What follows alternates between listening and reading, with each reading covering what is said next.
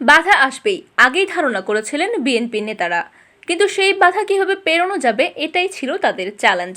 সঙ্গে ছিল ব্যাপক লোক সমাগম নিশ্চিত করার চ্যালেঞ্জ। তবে বাধা পেরিয়ে সফল সমাবেশ করে সিলেট বিএনপিতে এখন চ্যালেঞ্জ জয়ের উচ্ছ্বাস। সুশৃঙ্খলভাবে সমাবেশ শেষ করতে পারায় দায়িত্বশীল নেতাদের মধ্যে আছে উৎফুল্লতা। বিএনপি নেতারা বলছেন যে আশা আকাঙ্ক্ষা নিয়ে তারা গণসমাবেশে মানুষকে আহ্বান জানিয়েছিলেন, সিলেটের মানুষ সেটা পূরণ করেছেন। সিলেট বিএনপির গণসমাবেশ ছিল গত শনিবার ১৯ নভেম্বর। নগরীর চৌহাট্টাস্থ আলিয়া মাদ্রাসা মাঠে এই গণসমাবেশের আয়োজন করা হয়। বিএনপির মহাসচিব সহ কেন্দ্রীয় নেতারা সমাবেশে বক্তব্য রাখেন। বিএনপি এই গণসমাবেশ ২০ নভেম্বর অর্থাৎ আজ রবিবার করতে চেয়েছিল, তবে আজ এইচএসসি পরীক্ষা আছে এবং পুলিশ পরীক্ষার দিনে সভা সমাবেশ নিষেধাজ্ঞা দিয়ে রেখেছে, ফলে একদিন এগিয়ে নেওয়া হয় সমাবেশ। বিএনপি নেতারা জানান, কেন্দ্রীয় সিদ্ধান্তে চট্টগ্রাম থেকে বিএনপির গণসমাবেশ শুরু হয়। এছাড়া ময়মনসিংহ, ফরিদপুর, খুলনা সহ ৬টি স্থানে গণসমাবেশ করে দলটি। এসব সমাবেশে পুলিশি বাধা ছাড়াও হামলা মামলার শিকার হতে হয়েছে দলীয় নেতাকর্মীকে। সঙ্গে সরকারের মদদে ছিল পরিবহন ধর্মঘট। কিন্তু বাধা পেরিয়ে সব জায়গাতেই সফলভাবে সমাবেশ করে বিএনপি এবং সেগুলোতে ব্যাপক লোক সমাগম হয়। অন্য জায়গায় যেহেতু প্রতিকূলতা ডিঙিয়ে সফল সমাবেশ করা হয়েছে, সেহেতু সিলেটেও এরকম করার অদৃশ্য চাপ ছিল এখানকার দায়িত্বশীল নেতাদের উপর। ফলে বাধা আসবে ধরে নিয়েই সেই কৌশলে কাজ করেছেন তারা। বিএনপি সূত্র জানায়, সিলেটে পরিবহন ধর্মঘট যাতে না হয় সেজন্য তারা চেষ্টা চালিয়েছেন। পরিবহন মালিক ও শ্রমিক নেতাদের সাথে কথা বলা হয়েছে দফায় দফায়। তবে উপরের চাপে গত বুধবার সিলেট জেলা সড়ক পরিবহন বাস মালিক সমিতি বিএনপির সমাবেশের দিন তথা শনিবার ধর্মঘটের ডাক দেয়। এছাড়া সিলেট জুড়ে ক্ষমতাসীনদের হামলা এবং পুলিশের হয়রানি ও মামলার অভিযোগও আছে বিএনপির। দলটির নেতারা জানান, সমাবেশের প্রচারণা চালানোর সময় সিলেটের ওসমানীনগরে বিএনপি নেতা নিখোঁজ ইলিয়াস আলীর স্ত্রীর গাড়িতে হামলা হয়। এই ঘটনায় স্থানীয় এক যুবলীগ নেতা বাদী হয়ে বিএনপির ৩০০ নেতাকর্মীর বিরুদ্ধে মামলা দেন। পুলিশ গ্রেফতার করে কয়েকজনকে। সিলেটের বিয়ানীবাজারে প্রচারণায় হামলা চালায় ছাত্রলীগ। এই ঘটনায়ও বিএনপির ৫০ নেতাকর্মীর বিরুদ্ধে মামলা হয়। বাদী স্থানীয় এক আওয়ামী লীগ কর্মী। হবিগঞ্জের বানিয়াচংয়ে বিএনপির প্রচারণা সভায় বাধা দেয় পুলিশ। পরে শতাধিক নেতাকর্মীর বিরুদ্ধে মামলা হয়। হবিগঞ্জের লাখাইয়ে বাধা দেয় পুলিশ, সেখানে হয় সংঘর্ষ। মৌলভীবাজারেও বাধার মুখে পড়তে হয়েছে। এছাড়া সমাবেশের দিন সিলেটের বিভিন্ন প্রবেশ পথে পুলিশ বাধার সৃষ্টি করে বলেও অভিযোগ আছে।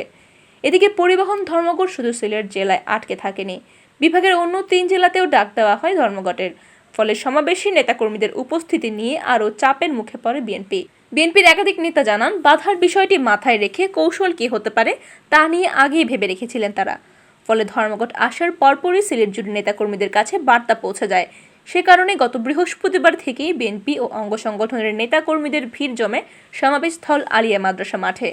বিশেষ করে আগের দিন শুক্রবারে হাজারো নেতাকর্মীর ঢল নামে সিলেটে। শুক্রবার রাতে কানায় কানায় পূর্ণ হয়ে যায় সমাবেশস্থল। যানবাহন না পেয়ে নৌকা যোগে, ট্রেনে, মোটরসাইকেল যোগে নেতাকর্মীরা যোগ দেন। অগ্রিম চলে আসা নেতাকর্মীদের জন্য মাঠের মধ্যেই ক্যাম্প বানিয়েছিলেন বিএনপিরা।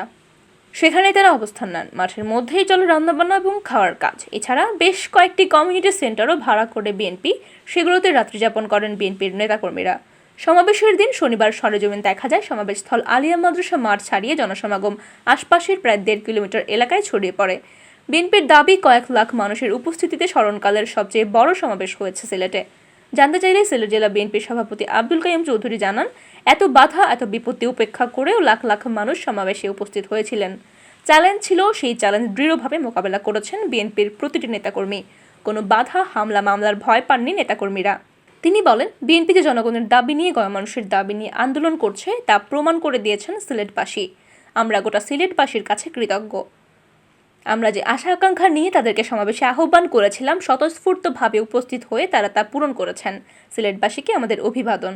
কাইয়ুম চৌধুরী আরও বলেন, গোটা সিলেটের প্রতিটা নেতাকর্মী দিনরাত পরিশ্রম করেছেন।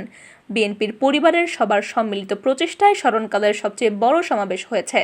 বিএনপির কেন্দ্রীয় সাংগঠনিক সম্পাদক ডাক্তার সাখাওয়াত হাসান জীবন বলেন, আমাদের নেতা তারেক রহমানের নির্দেশনা এবং জাতীয় স্থায়ী কমিটির সিদ্ধান্তে আমরা গোটা দেশ জুড়ে গণসমাবেশ করছি। দ্রব্যমূল্যের ভয়াবহ ঊর্ধ্বগতি, ভোটাধিকার হরণ, মত প্রকাশের স্বাধীনতা বাধাগ্রস্ত, ওলামা মাশায়েখদের আটক, মিথ্যা মামলা, হয়রানি, হামলা এসবের প্রতিবাদে জনদাবি নিয়েই আমাদের আন্দোলন। ফলে গোটা দেশে সর্বস্তরের মানুষ বিএনপির আন্দোলনে একাত্ম হচ্ছেন। সিলেটও এর ব্যতিক্রম হয়নি। তিনি বলেন, সমাবেশের আগে ১ সপ্তাহ ধরে সরকারের বাধা বিপত্তি ছিল। সরকারের চাপে পরিবহন ধর্মঘট ডাকা হয়। সিলেট জুড়ে ক্ষমতাসীনরা হামলা করেছে, মিথ্যা মামলা দিয়েছে, পুলিশ হয়রানি করেছে। কিন্তু বাধার পাহাড় ডিঙিয়ে জনতার ঢল নেমেছিল আলিয়ার মাঠে। সাখাওয়াত হাসান জীবন আরও বলেন, বানিয়াচংয়ে বিএনপি নেতাকর্মীরা প্রচারণা শেষ করে একটি দোকানে বসে চা খাচ্ছিল। সেখানে গিয়ে হয়রানি করে পুলিশ, গ্রেফতার করা হয়। লাখাইয়ে, ওসমানীনগরে, বিয়ানী বাজার, গোলাপগঞ্জে, মৌলভীবাজারের সবখানে বাধা এসেছে, পুলিশ হয়রানি করেছে। কিন্তু কোনো কিছুই সাধারণ মানুষ এবং বিএনপি নেতাকর্মীদের দমিয়ে রাখতে পারেনি। বিএনপির এই নেতা বলেন, সফল গণসমাবেশের মধ্য দিয়ে সিলেট বিভাগে বিএনপির সাংগঠনিক শক্তি অনেক বেড়ে গেছে।